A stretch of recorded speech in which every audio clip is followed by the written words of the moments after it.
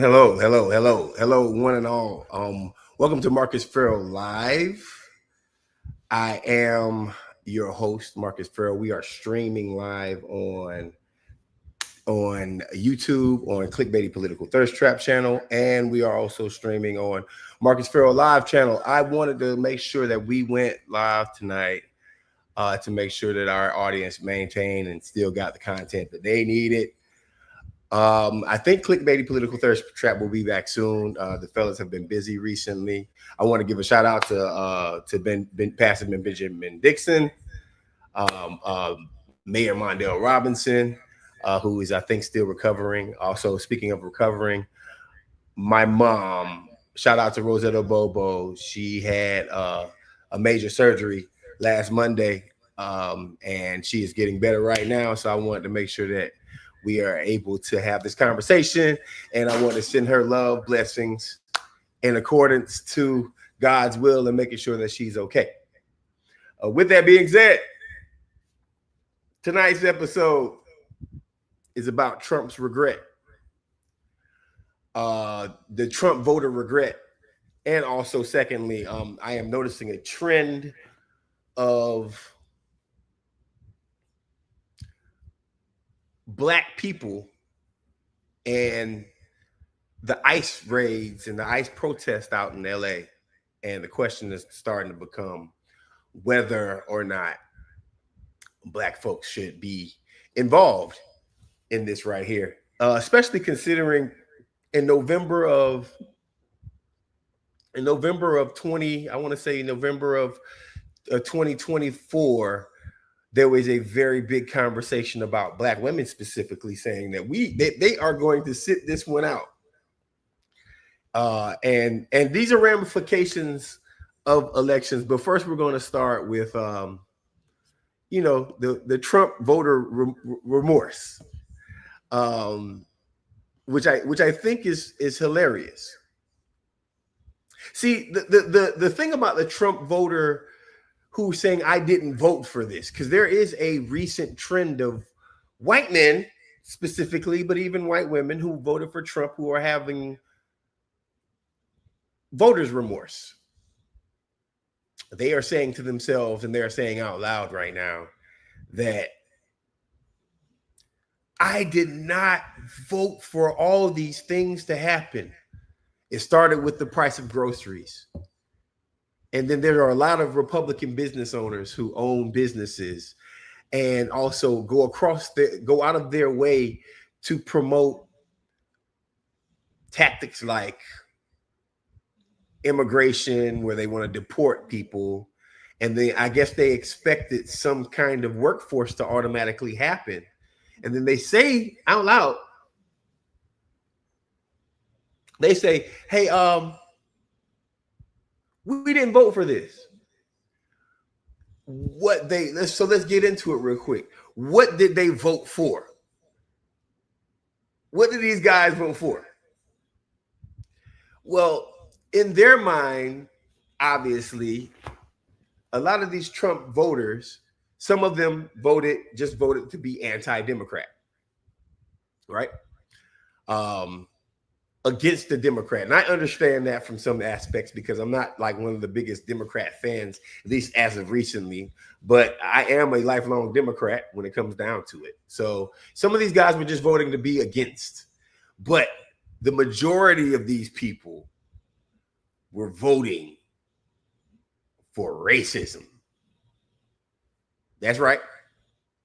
The majority of these folks were voting for racism. The majority of these folks were voting for a sort of mentality that we can get away with anything we want as long as we're doing better than people of color in this country, as long as we're doing better than the Black folks.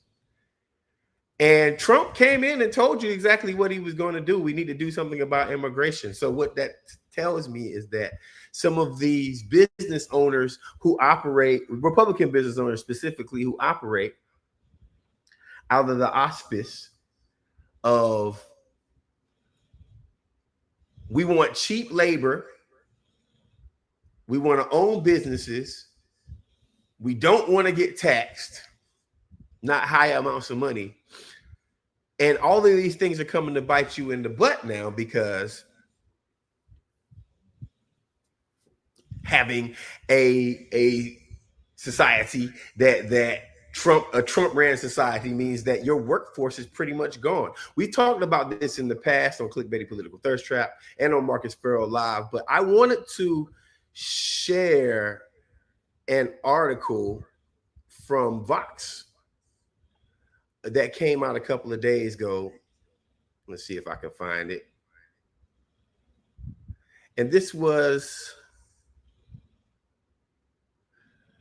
I guess I'll go back. This was the rise of the regretful Trump voter, and this was by Christian Paz, where it said that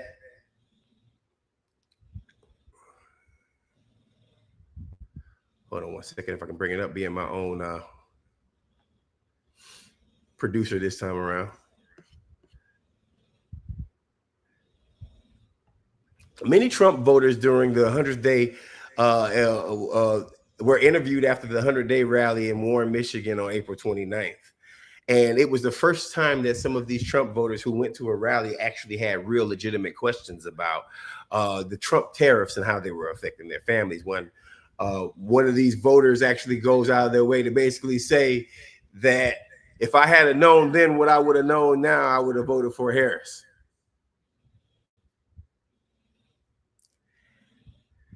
So as much as people want to blame Democrats and blame Harris for, I guess just running at this point, because I no longer believe in the thought process that these guys that the Harris campaign did much wrong. Besides, I mean, don't get me wrong, I still have my criticism of them, and I believe that they should have pushed a lot more policy. But when it comes down to actual tangible what they're going to do, we are finally in a place where I can possibly say Trump is dangerous. But we've known Trump is dangerous for a very long time. But now when you have people of their own party going out of their way, the people who supported Trump, thinking that the only thing that was going to come out of the Trump administration was racism against others, but these Trump tariffs weren't going to affect the American pockets and the pockets of the wealthy folks that actually supported Donald Trump. You're absolutely wrong. I need to say this, and I need to say it one time. Unless you're a corporation, unless you are a billionaire, unless you are a multimillionaire, not even a millionaire, a multimillionaire, then Trump and his administration does not like you. And they are a fickle beast, that Trump administration. Yes, they are. They are very fickle beasts. They have their own issues that we need to make sure that we discuss. They're softies, man. They're softies. They get into one political beef and they shatter.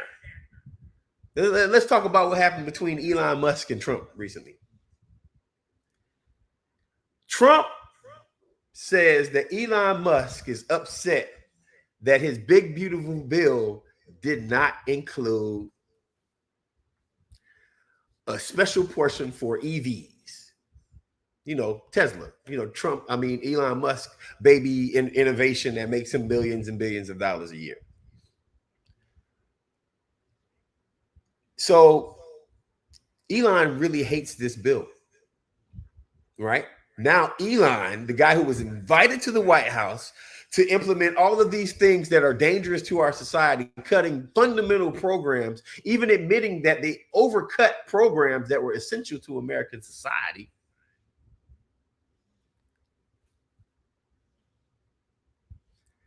Now he's not welcome to the White House anymore. So what does Elon do? And this is why we should not always go for the grift that these billionaires try to sell us. We need to know what George Carlin has said plenty of times. It's a very big party and you're not welcome to it. And even Elon Musk, who did all the dirty work for Trump in his Doge, being the head of Doge, cutting programs as much as he possibly can, to the point where Trump has to go back and rehire essential workers to make sure that some of the basics are cut on. We have universities right now that are turning down federal funding because of the DEI provisions that the Trump administration have attached to federal funding at this point. And now Elon himself, as a former insider, he's on the outside right now because it's all a big grift. And if we can't really tell what's going on, then we are missing it. No, even Elon Musk didn't vote for this.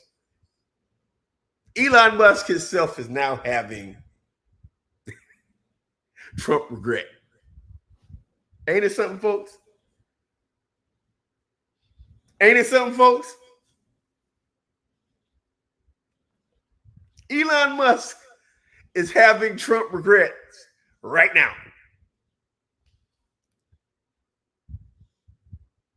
This guy was basically the commander-in-chief for the first 100 days of the Trump administration. Elon Musk was running the government.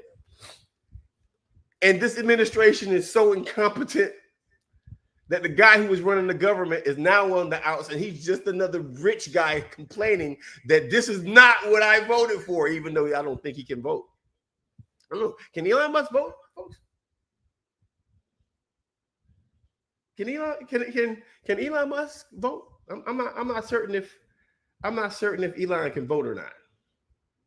I have to excuse my art in the back right here. I still have not completely gotten my house together since I moved back in. Mom, if you're watching, I do apologize. I know I was supposed to get a lot of this stuff hung up. Life has life. So this Trump voter regret, and no, I'm not getting on here just to be a bash Republican guy. I'm not going pro-Democrat. I'm just going pro-truth. And if you don't see the truth in the Republican administration right now, this Trump administration right now, they're incompetent. They are not forward-thinking. They are narcissistic, my favorite word. They are narcissistic. They will stab you in the back as fast as possible. Where is the loyalty? You mean to tell me Elon Musk went around cutting program after program after program after program, and even helping Trump, I guess, cut $1 trillion? I believe that's what Trump said they cut. I need to fact check that one. But that's what the Trump administration said they cut. They said they cut $1 trillion out of the budget in their big, beautiful bill. And Elon also had a lot to do with this. You mean to tell me Elon couldn't get his little cut of the EV money? And here's the grift part. Here's the grift part that I hate the most. This is the grift part that I hate the most. Elon says that Trump was on Epstein Island and Trump now needs to be impeached. The grift comes in is, you weren't saying that when you had your kid on your shoulders in the White House standing next to Trump. You didn't say none of that. You guys are so petty and soft. Check this out. As soon as you don't get your way, you start whistleblowing. Have you ever seen a billionaire whistleblow?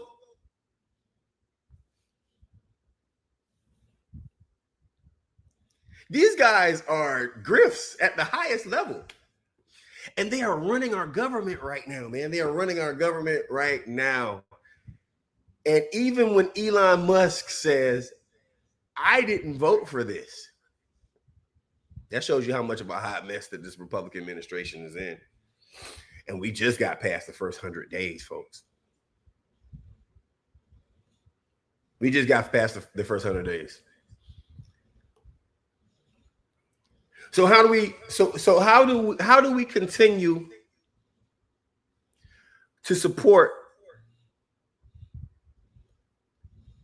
that being anti-Trump at this point, right? The question becomes, And I think this is an important question, the important statement. The statement becomes, now that there are a lot of Republicans, and I say somewhere around 30 to 40% of Republicans from the last Marist poll, I believe, that I saw. I need to bring this up. I need to figure out my technology. Trust that the next time we'll be on, I have a lot better technology. I'm missing Ben and Mondell. I don't know where you guys are, but that's all right. We can keep going. The Les Merrick's conversation, I believe they say somewhere that 30 to 40% of Republicans feel regret for their vote for Donald Trump. Okay, so what does that mean?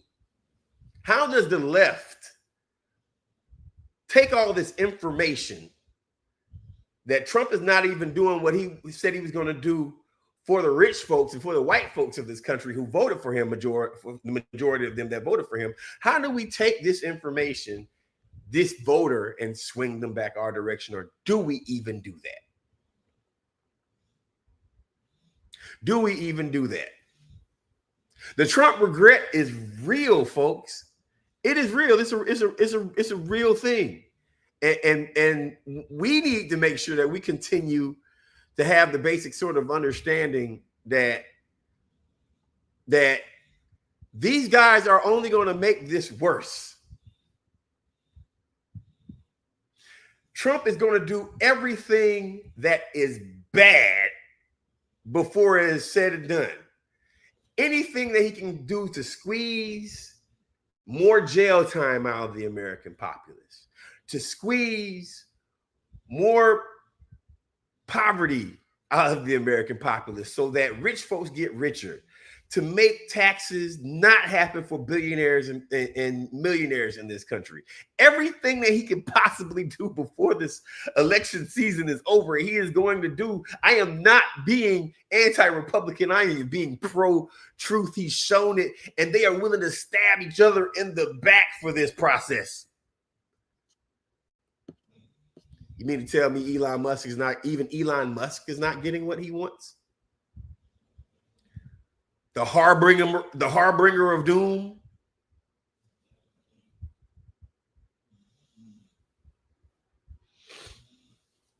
Come on, man. Come on, man.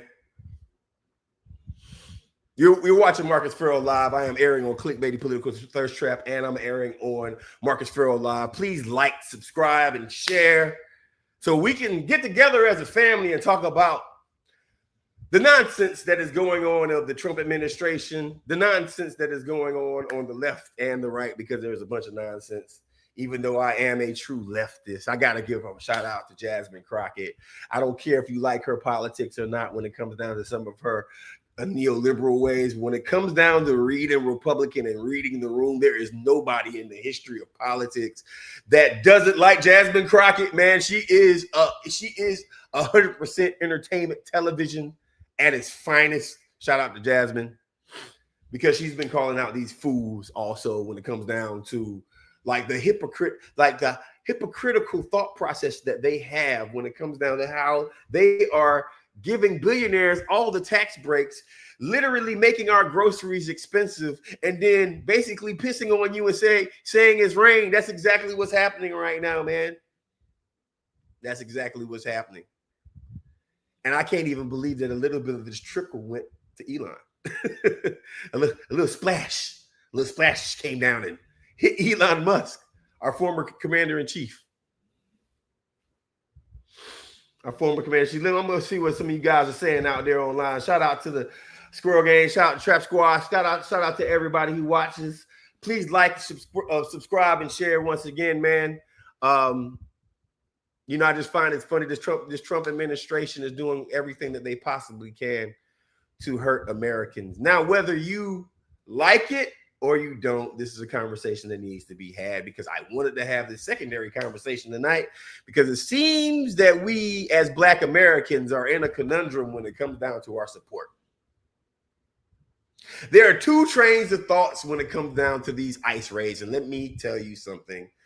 Officially, I am not a fan of ICE going into anybody's house. I am not a fan of any government armed entity going into anyone's homes and violating the constitutional protections, because you don't have to be a citizen to be protected by the United States Constitution. I think a lot of people need to understand that. You do not have to be an American citizen to be granted the protections of the Constitution.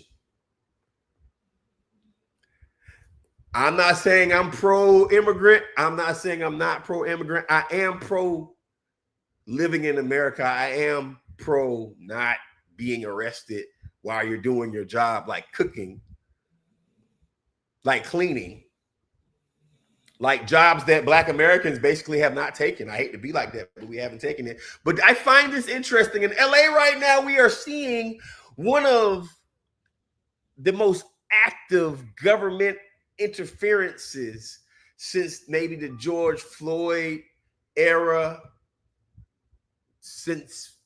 And as Jason Johnson, if you guys go over to Jason Johnson's page, he's a friend. Jason explains that the media has done an amazing job of making it look like a war zone in LA, when it's not really a war zone. There are specific places in LA that they are having some major issues, but the whole city's not on fire. This is not the LA riots of the 90s. This is not the Watts riots of the 60s, right? But it still is people clashing with police, right? But then you can go right down the street and go get you a burger from your favorite burger spot if it's not on that street. So this is not a citywide thing, but mainstream media, CNN, is going to make it look like that. The question becomes the solidarity between Black folks. Ooh, this is a tough one. The solidarity between Black folks and these ICE protests across the country. I don't know if y'all remember this. Y'all remember this? Do you guys remember in November of 2024, Black women said, yeah, you know what? We're going to sit this one out. If you go to a Slate magazine titled "Not This Time," I will bring you guys better graphics once I figure out the program once again. But there's a Slate magazine article written by Robin Autry where it says some observers think that these protests are more effective than the ones associated with the first Trump administration, namely the 2017 Women's March and the 2020 BLM protests. The main difference seems to be that earlier iterations had the words women and Black in them, while these are focusing on democracy. The implication is that the earlier protests problematically emphasized identity over democracy, and that perhaps that flaw is why we still ended up with the majority of voters signing up everyone for 4 more years, at least, of Trump. Maybe focusing on identity got us into this mess, or maybe that's the identities that we've been focusing on: gender, read women, race, trans people. But how can identity alone scapegoat the 92% of Black women that voted for democracy in 2024? Basically, this article is saying that Black women have decided to sit this one out. So let's have this conversation real quick. Black men and Black women have been saving y'all asses when it comes down to Democrats, when it comes down to democracy, when it comes down to anti-Trump. We've been saving y'all for years. And if you look at the numbers, you'll see that the Latinx vote, matter of fact, I don't even want to broadly generalize the Latinx vote, especially my brothers and sisters in Arizona, who they pretty much tend, my Mexican natives and Chicano brothers and sisters over there, they pretty much vote Democratic. Shout out to Gallego, shout out to all the Democrats. They are winning major seats in Arizona. Eventually they will win that legislature also, because that's what happens when you have people who stand up, and also the Black folks out there vote. Shout out to Reginald Boulding and everyone out there. But I like to think about the Cubans. I like to think about the South Florida Cubans when I think about this conversation. I like to think about how there is a larger version of Latinx Americans, Latino Americans that have crossed over to the Republican side of the house. And a lot of these folks are even getting this ain't what I voted for.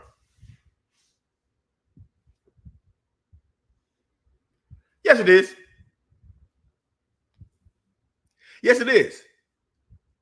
Yes, it is.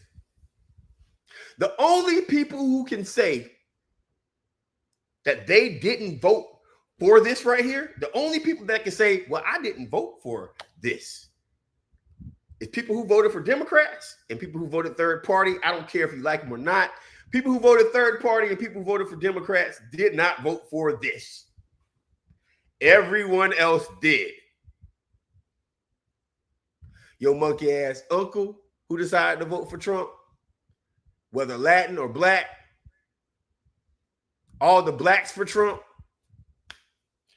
screaming right now, whether justly or unjustly, screaming, well, we wanted to get rid of the immigrants for jobs that you don't want to do.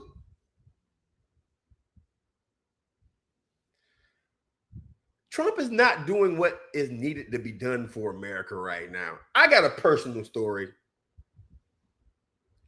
We are so far away from universal health care, universal basic income, universal programs that are needed right now, because here's what's happening. Elon, even though he did a horrible job at staying in power, Elon and his tech buddy friends are trying to take over America as we speak.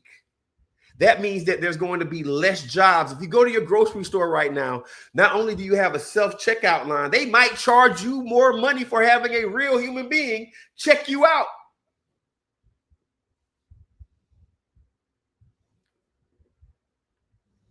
That's the Trump economy. Elon Musk has real robots running around here, walking around doing backflips. In 50 years, the next Michael Jordan could be a robot. So that means less and less human employment in America.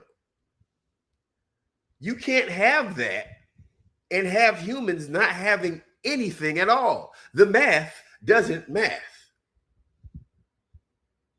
It just doesn't math. We counteract all the automation in America. If it's going to happen and the tech billionaires have to be tech billionaires, then guess what? They have to be taxed. Then guess what? There has to be more universal programs. My mom just had surgery this week. I don't want to tell all your business, Dr. Bobo, but my mom had surgery this week and it had me down bad.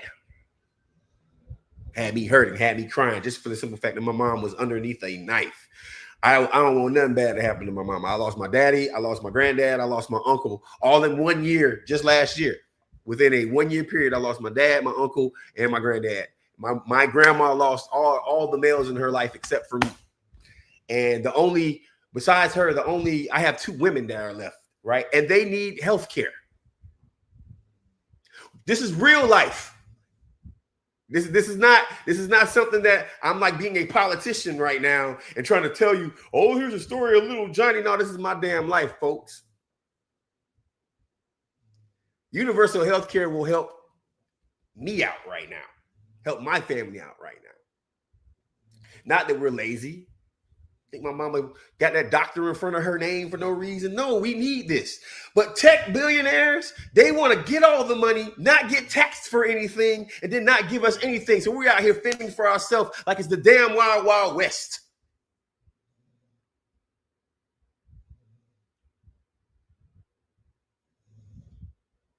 Y'all voted for that. Miss me with all that hotel bullshit that y'all be talking. Y'all voted for that. I don't ever hear some of these people screaming, vote for these Republicans and have any freaking clue what universal health care is, not affordable health care, because guess what? Even Obamacare cost some of us a lot of money. But we have enough money going over to Israel right now. We have enough money going over to Ukraine right now. We have enough money going over to all overseas, and these tax breaks that these billionaires rightfully owe American citizens right now. And none of these folks want to talk about universal health care.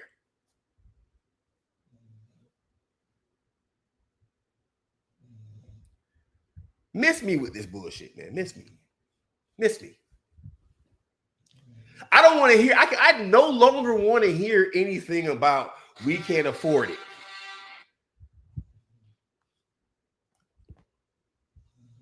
I no longer want to hear, that's my mama calling me right now. Hold on. Mama, I'm on my podcast. All right. Say hello to the people. Hello, people. She says hello, y'all. All right, Mama, I'll talk to you later. Where was I?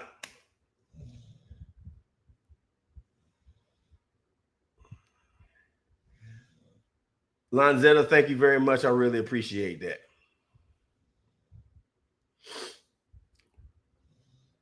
You can't have all this automation in America without having some version of something that comes back to the people. I am not asking us to be some socialist country. Well, maybe I am.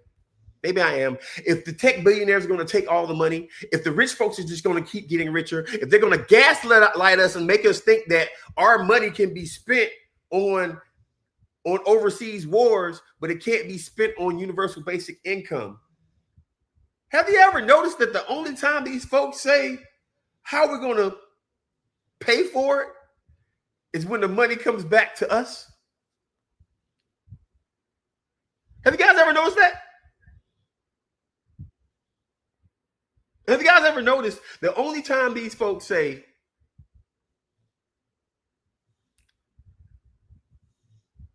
how are you going to pay for it? Don't even let me bring up reparations. Oh, yeah, the gaslight is on also, man. Listen, I don't know if y'all noticed it. And shout out Gavin Newsom. Hey, man, Gavin. Hey, Gavin, you had your tough guy moment this week with Trump, man. Shout out to you, man. Your state is on fire right now. Trump said he was going to throw you in jail. Man, that's dope. Where's our reparations, Gavin? California is what? The top 10 economy in the world by itself? Somebody got the numbers on that? California is like a top 10 economy in the world. And that reparations bill was shot down because Gavin Newsom is thinking about running for president. How you going to pay for it, Gavin? How you going to pay for it? So overall, man, first let me level set again. You are watching Marcus Ferrell Live. I am airing on Clickbaity Political Thirst Trap and on Marcus Ferrell Live. If you are a fan of Clickbaity Political Thirst Trap, if you are a fan of open, clear politics where opinions, because these are all opinions, folks. These are not, listen, everybody says they have facts. These are my opinions. My opinions. It just seems like my opinions do have some weight. I would like to start seeing a little bit more common sense politics happen. We don't have to blindly support Democrats. We don't have to blindly support Republicans. But right now, if I were to lean one direction or another, I am not leaning towards the Republican Party. I cannot do that right now. Thank you, Mexican Standoff. Thank you, Mexican Standoff. Mexican Standoff said, Mexican Standoff, my brother Mexican Standoff says, number 4 in the world. California has the 4th. That's correct. What I'm seeing, the number 4 economy in the world is California alone. Gavin Newsom thinking about running for president. Gavin Newsom standing up to Trump this week. Gavin Newsom also doesn't have a statewide UBI program. Gavin Newsom also doesn't have a version of Romney Care, which ended up being Barack Care. If California is supposed to be such a leftist state, then where's the universal income? Where's the universal income? Where's the universal health care? Why isn't reparations passed? I don't want to go into 2028 or 2032 with more politicians doing more of the same crap? Come on, man. Help me out now. We need a shakeup. We need a shakeup. We need a political shakeup. We need to have a little bit more nuance.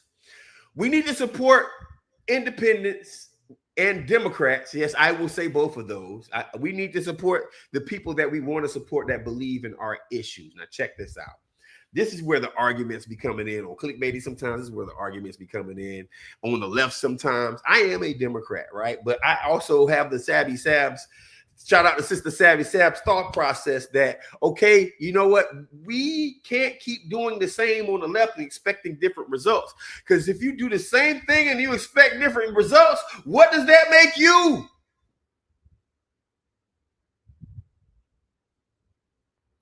If we spend every day trying to just fight Trump so we can do more of the same, then what are we really doing? If the answer to authoritarianism is more neoliberalism, then that authoritarianism is going to take complete control. We have to come from the exact opposite thought process, folks. We have to. Our politics have to be completely different than where they are right now. So if we are promoting the Rahm Emanuels and the Gavin Newsoms and the guys who literally just want more of 2008 and the Obama coalition, then we're going to get our ass kicked.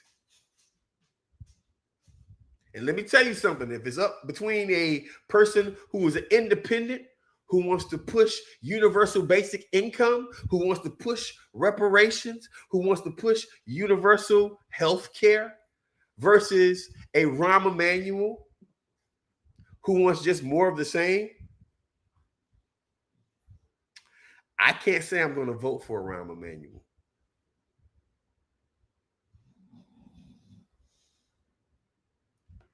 Does that make me a radical? No. How come the Democratic Party cannot get behind universal anything?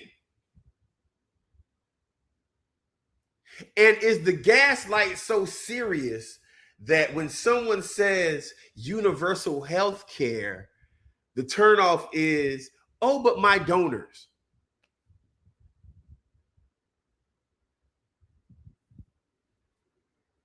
Somebody help me out in the comment section, man. If you're watching on Clickbaity Political Thirst Trap, please share, like, subscribe. You are watching Marcus Ferrell Live. I am airing on Clickbaity Political Thirst Trap. I am airing on Marcus Ferrell Live. If you like what I'm saying, feel free to drop us a dime or two on the live chat on Clickbaity Political Thirst Trap. If you just like what we're saying in general, please share and tell your friends alike. Do all the things. Yes. Do all the things. Thank you. Thank you for my shirt. I like this shirt so much that I have a long sleeve version and a short sleeve version. So, you know, I'm a Paisley guy, man. I'm in my play. I'm in my Paisley phase, man. I really appreciate that. I really appreciate the like. I really appreciate it. So I do have a couple of other things because this is Marcus Ferrell Live. This is not Clickbaity Political Thirst Trap. Even though we are airing on Clickbaity Political Thirst Trap, this is Clickbaity.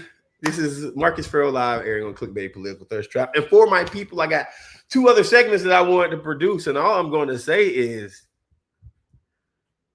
the Carter 6 is out. Lil Wayne's newest album is out. And if it wasn't for YouTube permissions, I would play this album in its completeness and then cry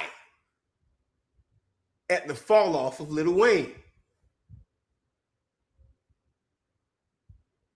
Y'all remember Lil Wayne, man? Y'all remember Lil Wayne? Y'all remember him? A millionaire, I'm a young money millionaire. Listen, he was spitting that fire. He was spitting that hot dye on fire. Wayne's new album is terrible. And I bring it up because like he's like a guy that I've been waiting for years because I think hip hop is complete trash right now. There are some good artists. There are a lot of good freestylers. There are a lot of good people that are in hip hop that like, but like for the most part, hip hop is trash. It's all vibe and no skills. Come on, man. Hey, listen, there's a song right now where, bro, like you gotta feel bad if you're like a rapper from the 90s or the 2000s when you had a pen and paper and you went out of your way to be like, yeah, I spit hot fire all the goddamn time. No matter what I say, I'll be on my damn grind. You like, you writing, and you're like, yeah, you coming up with these things. And then the bro nowadays like, what the hell he? What the hell Ante? What the hell he? What the hell he?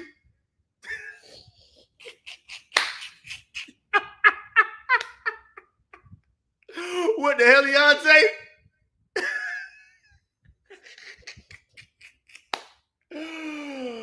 Oh man.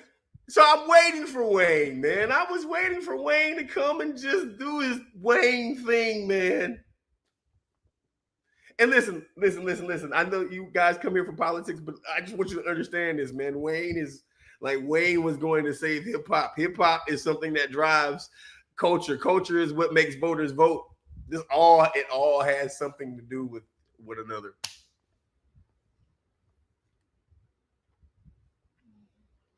So his new album is trash, but I want you to go listen to it, man, because we owe him the streams. I think hip hop owes Wayne the streams. I don't think hip hop owes him the props anymore. I think he done had too much lean, man. I think he done drank too much lean. He might have went. He might be one seizure too far into having a great album. And I'm not trying to clown the brother. I think Wayne is one of the greatest, man. But on the same token, man, his new album, trash. Trash. These boys are literally saying, "What the hell, Ante? What the hell, Ante?" MF Doom, boy, y'all are some real hip hop heads on this thing, man. MF Doom, Wayne always sucked. Noisy. Stop it. Noisy. Listen, there is not one person. I don't believe there is over 7,000 people in America who have not utilized something that Lil Wayne has said. And I know that's like a really small amount. But Lil Wayne created the word bling. That doesn't suck. What you talking about, Willis? Talking about, Willis? That doesn't suck. What do you mean? Yeah. What's wrong with y'all, man? R.I.P. Goat Metal Face. We're not doing that. MF Doom was an amazing artist, man. MF Doom was an amazing artist. He pivoted to skating culture because he knew that was all he could do. When you see people doing all the pivoting, they've lost their original juice. I mean, it's hard to be on top for a long period of time without being a horrible human being. I mean, you got to understand every billionaire that's involved in any industry has stepped on a lot of people to get there. Every single billionaire. I mean, I'm pretty sure if you looked at what Bill Gates did to some of these folks, if you look at what Steve Jobs did to some of these folks, Mark Zuckerberg and Jay-Z. Come on, man. To be a billionaire means that you are fundamentally, so to be super successful for a long period of time, man, it's a very hard thing to do and stay organic while you're doing it. That's almost impossible, man. So I'm not necessarily certain that is that bad. But I will say this right here. There are some albums that I'm looking forward to, music-wise. So first off, everything that Kendrick K-Dot is touching has been amazing. Whether we like him or not, Drake has not put out bad music recently. It's just that we don't look at him the same ever since he got squashed by the American flag.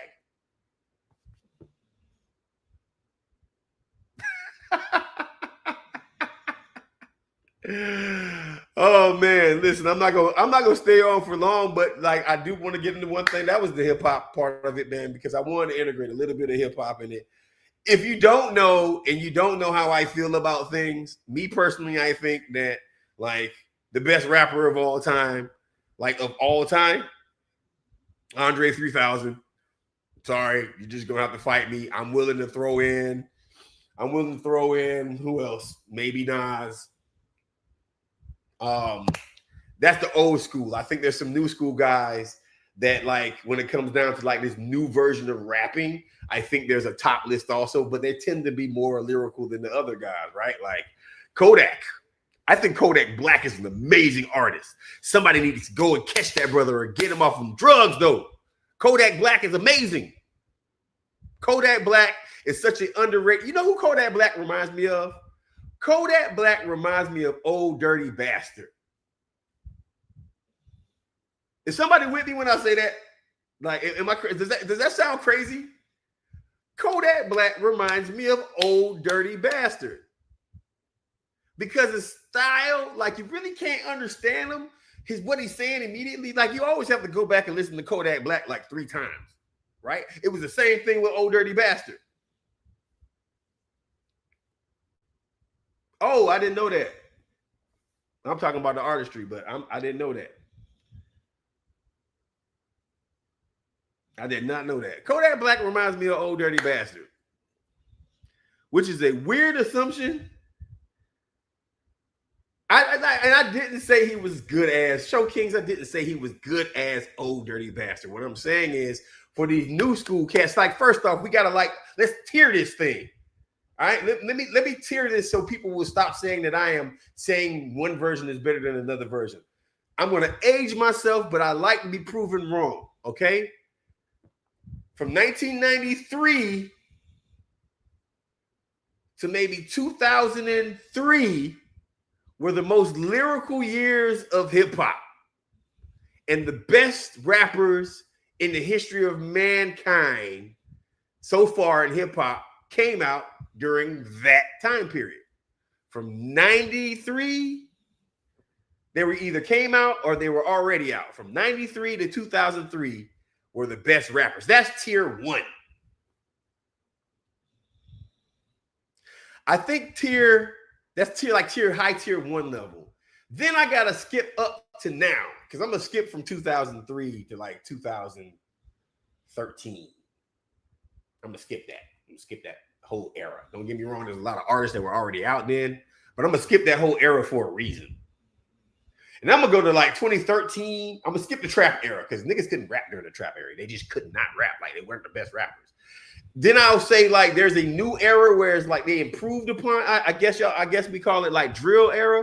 But see, some of these drill rappers can rap. You'd be crazy to say like Kodak can't rap. You'd be crazy to say Little Baby can't rap. Am I wrong here? I mean, I don't care if I'm wrong. It's my opinion. Like it or not, this is my opinion. So that's tier 2. It's like the drill. I think drill is more lyrical than the trap era. Now, I think that there's better rappers individually during the trap era, but then there was also Lil Jon. And Lil Jon, I can't complain about these cats now. If I let Lil Jon just get away with it. Lil Jon was just a vibe. He just turned you up and you ready to go knock somebody out in the club, right? That's the same thing they're doing right now. But I mean, I'd be remiss to not say T.I. can't rap. I'd be remiss to say Jeezy can't rap. I'd be remiss to say like Luda couldn't rap, right? But like, were those guys like the 1993 to 2003 level rappers? Nah, I don't think so. I think they were lyrical. And then, then you got these universal guys, and that's like tier 1 individual rappers, and that's Kendrick Lamar, Andre 3000, Nas, Jay-Z, Scarface. I'd be remiss if I didn't put my boy Killer Mike on that list. We gotta start giving Killer Mike the respect that that boy is a living damn legend. And Scientists and Engineers is probably one of the best rap songs ever made in the history of history. I don't care what you say. And that it won a Grammy. Like it had Kai like, who's Killer Mike? Kai, bro, listen, let me tell you something. Killer Mike is somebody who can rap better than anybody you know. And he's a friend. So shout out to friend of Clickbaity Political Thirst Trap. You should go back and watch that episode, Clickbaity Political Thirst Trap, Killer Mike, before he won a Grammy. Like there's some universal guys, right? I don't think T.I. is on that universal level. I think T.I. has made some good music. Quietly, if he came out with more music, he'd be on that GOAT level, and that's CeeLo. If CeeLo rap more, CeeLo would be GOAT level rapper, but he just doesn't rap. I guess he just decides that he doesn't want to rap. I mean, do you have to add Biggie and Tupac to that list? Tupac ain't the greatest lyricist, but he was a vibe, but he also made his body of work. So anyway, yeah, that's my hip hop thing. Matter of fact, I think I'll organize this list. I'm gonna go on ChatGPT tonight. Maybe I'll come back on tomorrow. I do need to do more content for y'all. Go organize this list and talk about like my favorite rappers, right? And also I think it will be a very interesting thing to do to show what rappers in history. Ooh, I got a good show for y'all. Yeah, that's why I think I'm gonna do that. What rappers in history had the most effect on politics?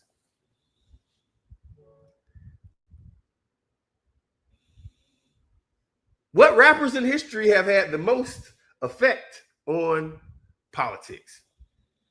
I mean, if you don't know number one, you don't know your history. The number one rapper of all time had the most effect on politics. It was a freedom of speech issue. It was a constitutional issue. He is still doing sort of his political thing right now, and he made some of the funnest music ever made. No, Diddy did not have more political influence than the one guy. Diddy probably was up there, but then we got to negate Diddy now because see, somebody knows what's up. Somebody knows what's up. Somebody knows what's up. I see you, Nat A. I see you, Nat. Somebody, that guy right there. We're gonna get into it. Do your research. And I think I'll come back on tomorrow and do your research on that one. But that guy right there, that guy on the screen right now, right here. That guy right there has had more influence on politics than any other rapper in history. Fight me. I don't care. You got to fight me on that one. You got to fight me on that one. You got to fight me. If you don't agree, you don't know what you're talking about. Like there's some guys who made people vote. There's some guys who endorse candidates. There's some guys who tested the Constitution.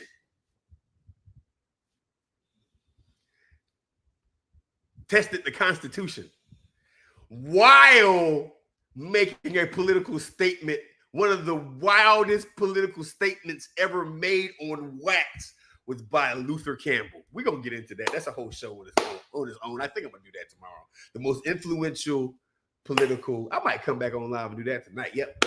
All right. Listen.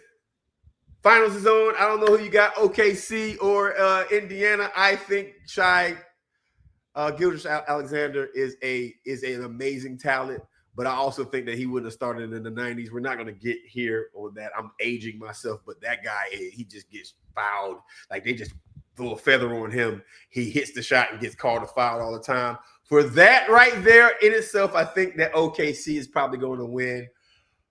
I say 4-3 series. They're going to let Indiana get away with some things. And with that being said, thank you guys for watching Marcus Ferrell Live on Clickbaity Political Thirst Trap and on Marcus Ferrell Live. If you are not on Marcus Ferrell Live, please go over there, like, and subscribe right now. I will try to get you guys as much content as I possibly can. Thank you for watching my show. Thank you for watching. Thank you for supporting. Go over there and watch the Ben Dixon channel. If you haven't subscribed to his channel, go watch his channel. Please go over there and watch Mondell Robinson. If you don't have it going over there, go over there and watch his channel also. And also, man, I'm gonna start giving shout outs to people that I like a little bit. Other people that I like that are doing this work, man. Go subscribe to Savvy Sabs. I still believe the Democratic Party can be reformed. She is completely against it, but it doesn't mean her content is not amazing. That's today. I got some other folks I want to give a shout out to. Thanks a lot. Anyway, hey, have a good one. Peace.